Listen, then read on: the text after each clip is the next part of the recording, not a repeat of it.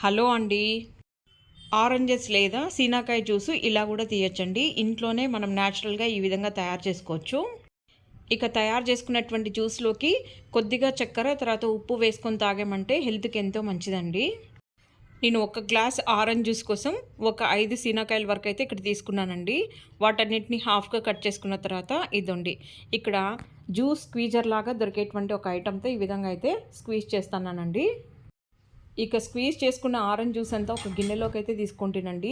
దాంట్లో ఎలాగనో ఒక 2-3 సీడ్లు అయితే వచ్చినాయన్నమాట. అందుకని చెప్పేసి కాఫీ ఫిల్టర్ ఉంటుంది కదా, దాన్ని అయితే తెచ్చుకున్నానండి.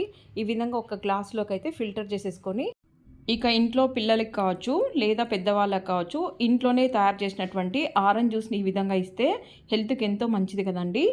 ఇదండి ఈ విధంగా అయితే తయారు చేశాను. టేస్ట్ అయితే సూపర్ ఉందండి. ఇందులోకి చక్కెర కొద్దిగా ఉప్పు అయితే కలిపానమాట.